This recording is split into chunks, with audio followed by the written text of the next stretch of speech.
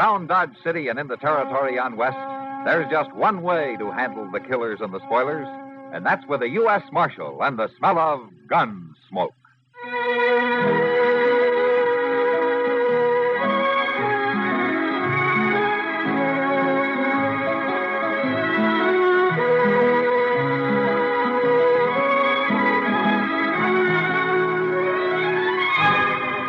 Gunsmoke, starring William Conrad. The story of the violence that moved west with young America. And the story of a man who moved with it. I'm that man.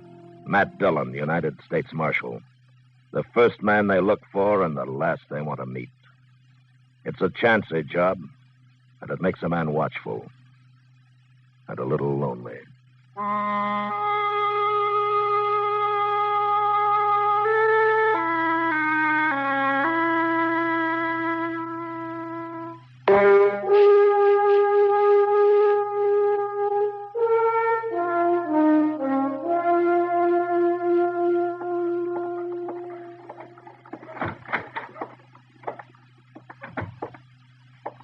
Matt? Oh, Matt, where are you? Is that you, Doc? Sit down. I'll be right in. Thank you.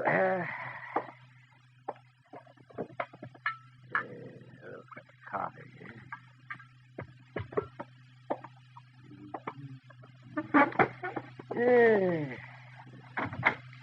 How are you, Doc? How's the coffee?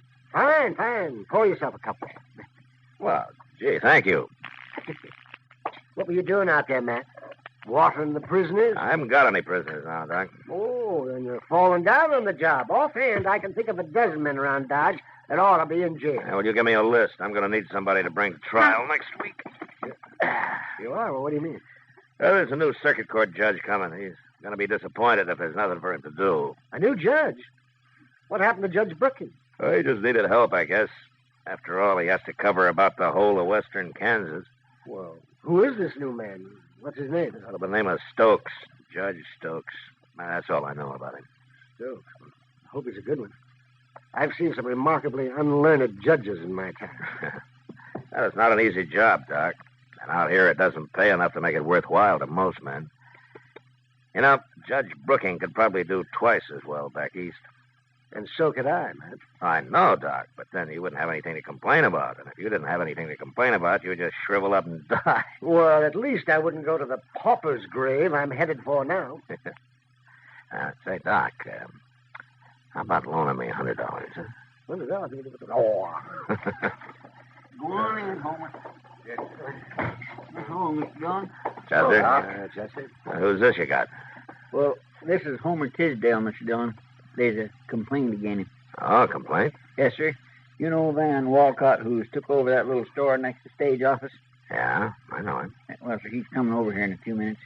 He claims Homer was trying to rob him. Oh. I figured it'd be best to settle a thing right here at you. Yeah. Were you trying to rob him, Homer? Yes, sir. I see. With a gun or what? No, sir. No, I ain't got no gun. You were trying to steal something out of his store, then, is that it? Yes, sir. Where you from, Homer? I haven't seen you in Dodge before. No, sir. I've been homesteading, Saline River. But I got starved out. I had to quit. I didn't have no luck at all. Yeah. Well, you sure don't look as though you'd been eating very regular. No, sir, I ain't. Well, you got him here. Well, of course I got him here, Walcott. Dirty little thief. Marshal, I want to sign a complaint against this man. Mr. Walcott, you've been in Dodge about a month now, haven't you? What's that got to do with it? Well, back east, I guess they're a little more formal in the way they handle things. Now, why don't you just tell me what happened, huh? Well, I was next door at the stage office talking to Jay Buford. We heard a crash over in my store or something falling. So we run out, and there he was. We caught him red-handed, Marshal. Caught him doing what? Stealing, that's what. You haven't told me what he stole. He had a whole handful of potatoes, Marshal. Man's a thief. He belongs in jail. A whole handful of potatoes. Is that true, Homer? that what happened? Yes, sir, Marshal. Yes, sir, it's true. I was hungry, and I seen the potatoes. I thought he wouldn't miss a couple. I could pay him back later. Man who steals belongs in jail. Look, Walcott, he shouldn't have done it. I admit that, but... Then throw him in jail. But I can't do that. Why? Well, for one thing, Chester and I have to ride up to Fort Larned for a few days, and there wouldn't be anybody here to watch him and feed him. Leave him some water. That's all he needs. Chester, Yes, sir. you take Homer over to the Long Branch. Maybe Sam Noonan can put him to work sweeping out or washing glasses or something, huh? Now, look here, Marshal. You ain't going to make a fool of me. Get going, Chester. Marshal, I'm telling you. Mr. Walcott, why don't you get back to your store? Maybe somebody's found a few pennies and wants to buy that handful of potatoes.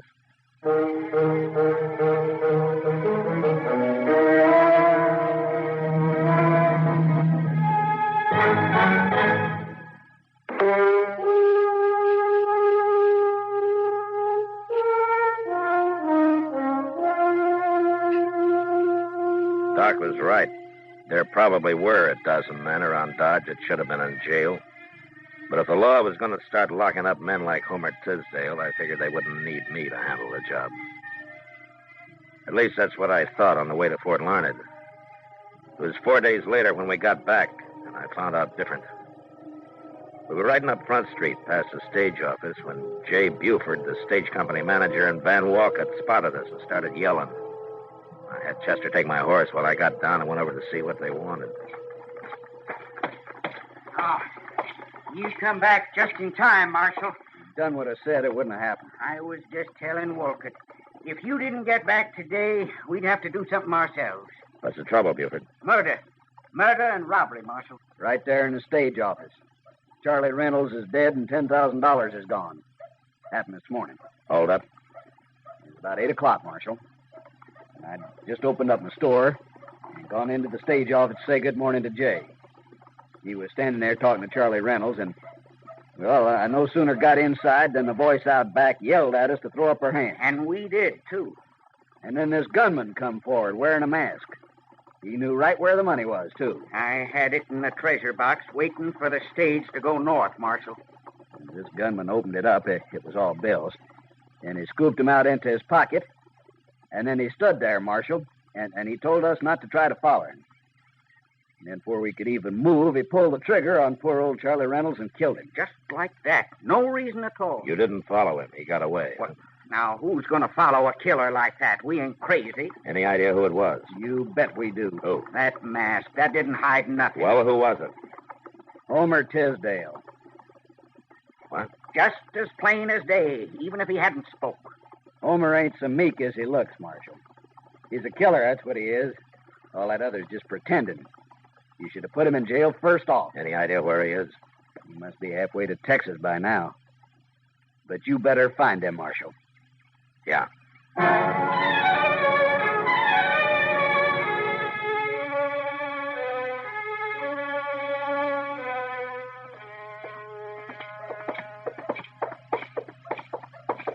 Yeah.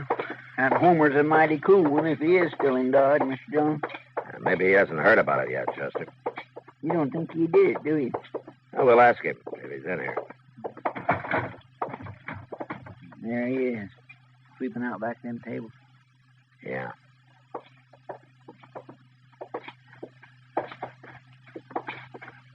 Oh, Marshal, Chester. Oh, Homer? The fella's looking for a drink. It ain't 10 o'clock yet. Homer, how long have you been here? Oh, come into work about 8:30, Marshal. Why? Where were you before that? Out back. Sam leaves me asleep in that shed he's got out there. Homer, can you prove that you were out there at 8 o'clock this morning? Prove it? Did anybody see you? Well, no, nobody ever come out there. Why, Marshal? Well, the stage office was robbed this morning, and a man was shot and killed. No. Jay Buford and Van Walcott witnessed it. Yeah. They say you did it. Me? They're willing to swear to it. Well, I didn't rob them. I didn't kill nobody. I wouldn't do nothing like that, Marshal. You don't believe them, do you? Doesn't matter what I believe, Homer. There are 2 witnesses.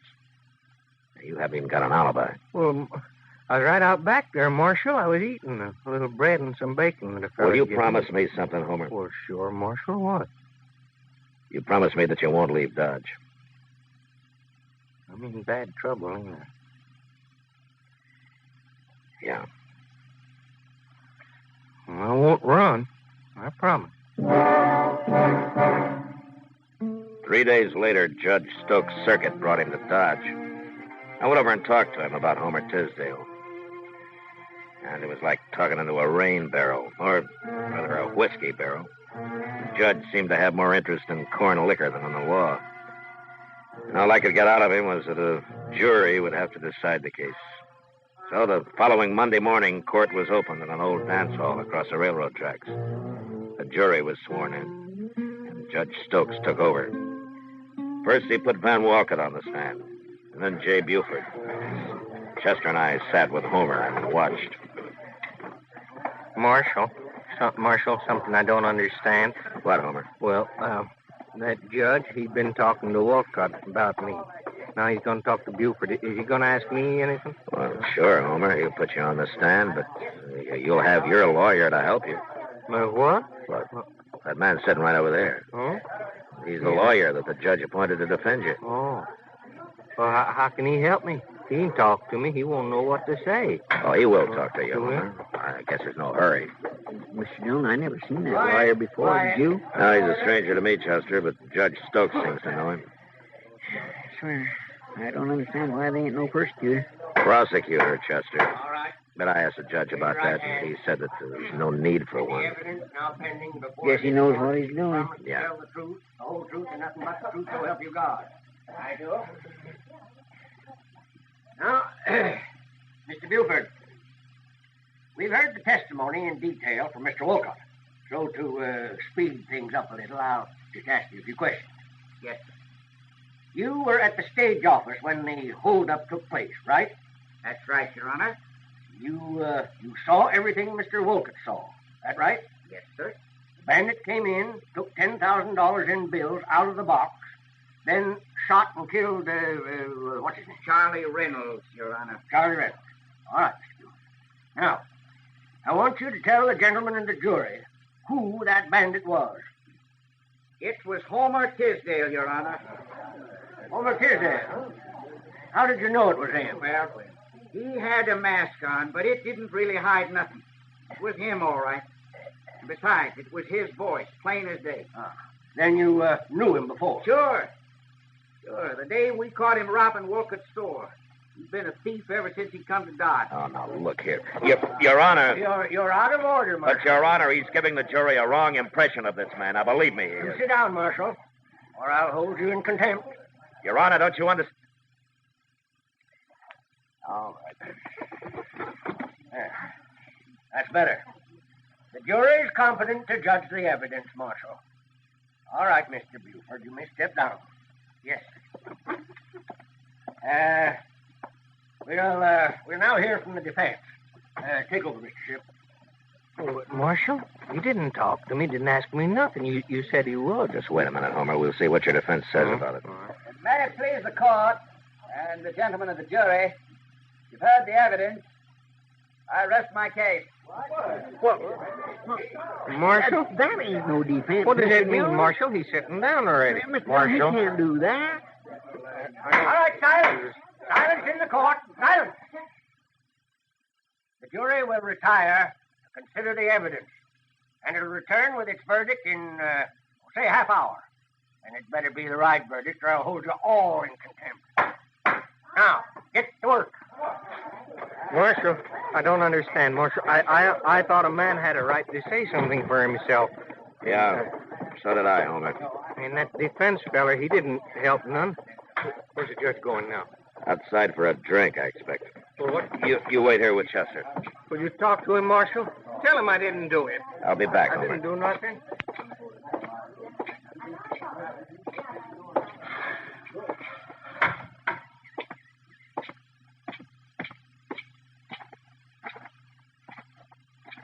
Oh. Have a nip, Marshal? No, thank you, Judge. I always like to get the jury out. Gives a man time for a little refreshment.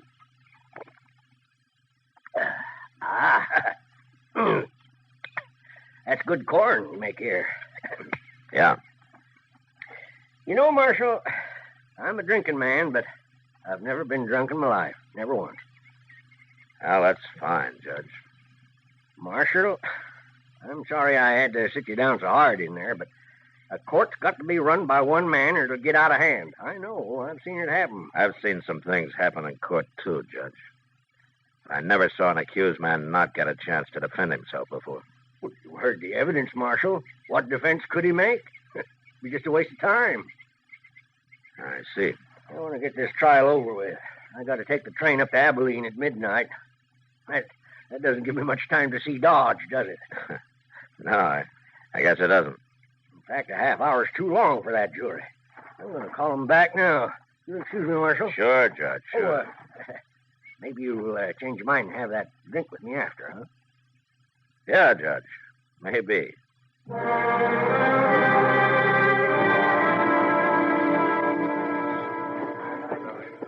Well, he sure didn't give that jury much time, did he, Mr. Dillon? No, he didn't, Chester. Marshal, what do you think they'll say? They haven't much choice, Homer. Well, gentlemen, have you reached a verdict? We have, Your Honor. Let's hear it. We find the defendant, Homer Tisdale, guilty. Homer Tisdale? I ain't guilty, Marshal. Stand up. I didn't do nothing. Stand up, Homer. Go on. It ain't fair. Homer Tisdale, you've been found guilty. Where's the money? What did you do with that $10,000? I ain't got it, Judge. I didn't take it. Honest, I didn't Silence! take it. Since you won't tell us where you buried that money, I'm going to sentence you. For robbery, you get 20 years in prison. 20 years. But you'll never serve 'em, Homer Tisdale. You're a double-dyed monster, and your hands are steeped in human blood. Creatures of your like aren't fit to live. Away with you. And for murder, I sentence you to be hanged by the neck until you are dead. Court dismissed. Marshal, did you hear him? Did you hear what he said? I declare I never seen nothing like this. There might just as well not have been no trial at all. Take Homer to jail, Chester, and keep him there. Well, it ain't right, Mr. Dillon. It just ain't right at all. Do it, Chester. Yes, sir. Where are you going? I'm going to have a drink with Judge Stokes. What? Yeah. We're going to become real good friends.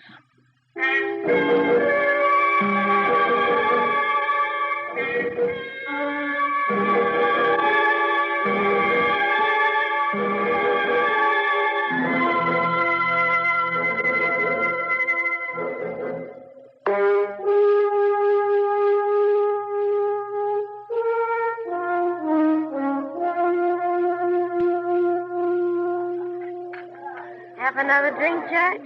No more, Miss Kitty. I've got to be going. Ah, pour him one, Kitty. He's got an hour yet before his train leaves. Have you, Judge? Sure. You'll have another, Judge. There you are. You can't sit around a whole hour without a drink. I told you, Aren't you enjoying yourself, Judge? Oh, it isn't that, Miss Kitty, but, well, I haven't been alone all day long. Well, it's been my pleasure, Judge. I don't often get a chance to be with a man like you. I know, but Sure. there must be things you have to do. I just don't feel right taking up all your time this way. Oh, don't worry about him, Judge. People don't get really serious about breaking the law around here until after midnight anyway. That's right, Judge. I'll tell you what I'll do. I'll put you on the train, and then I'll get to work. Huh? No, I don't want anybody to put me on the train. Well, it's less than an hour from now. Marshal, I insist I go alone. I'm going to leave now. Well, it doesn't take that long to get to the depot, Judge. I want to walk around first by myself. I like being alone sometimes. Well, everybody does. Oh, okay, Judge. Sure, I understand. You go on alone if you want. Well, I'm grateful to you, Marshal, for all you've done. Well, it was a pleasure meeting you, Miss Kitty. Goodbye, Judge. Look me up when you come back. Of course. Goodbye. Goodbye, Marshal. Goodbye, Judge. Goodbye. Let me know when he gets out the door, Kitty. I will.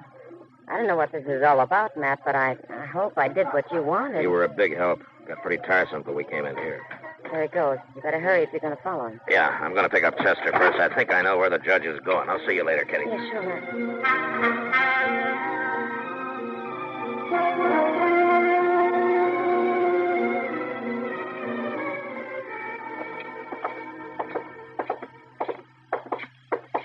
I declare must have drove him crazy, Mr. Dillon. You dogging him around that way. I worried him some, Chester. That's how I knew I must be right.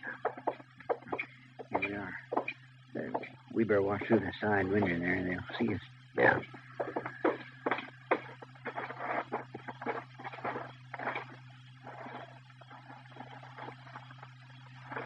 Can you see anything, Mr. Dillon? Yeah. They're in there, all right. Judge Stokes is with them. All right, come on. We'll walk right in the front door.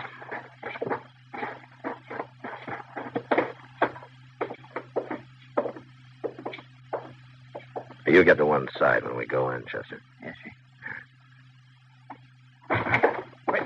Dillon! What are you doing here? I thought you wanted to be alone, Judge. Shoot him. Shoot him, I tell you. He knows. Now, Buford, Walker, which one of you is going to shoot me? Now, one of you must have a gun somewhere. You shot Charlie Reynolds. No? Then get your hands up while we search you. I got a gun, Marshal. Here. I'll give it to Get his gun, Chester. It's still in his pocket. Tell me, Judge, how much money did they give you out of the $10,000? I don't know what you're talking about, Marshal, but I'll have you in court for this. Oh, I'll be in court with you and in front of Judge Brooking. You know, you overplayed your hand today, Judge Stokes. You and that bought defense lawyer, and I'll find him before the night's out. You wouldn't dare arrest a judge. Whoever heard of such a thing? Well, now, I guess maybe a judge is a pretty important man, isn't he? He certainly is. Yeah. Well, I tell you, since you are the most important man here, I'm going to give you a cell by yourself. You can have Homer Tisdale's. He won't be needing it anymore.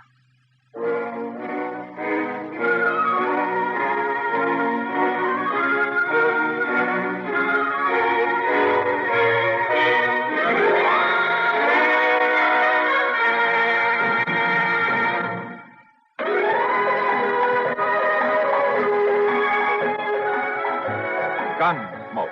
Produced and directed by Norman McDonald, stars William Conrad as Matt Dillon, U.S. Marshal. The story was specially written for Gunsmoke by John Meston. Featured in the cast were Lawrence Dobkin, Vic Perrin, Joseph Kearns, and Harry Bartell. Harley Bear is Chester, Howard McNear is Doc, and Georgia Ellis is Kitty. This is George Walsh inviting you to join us again next week for another story on Gunsmoke.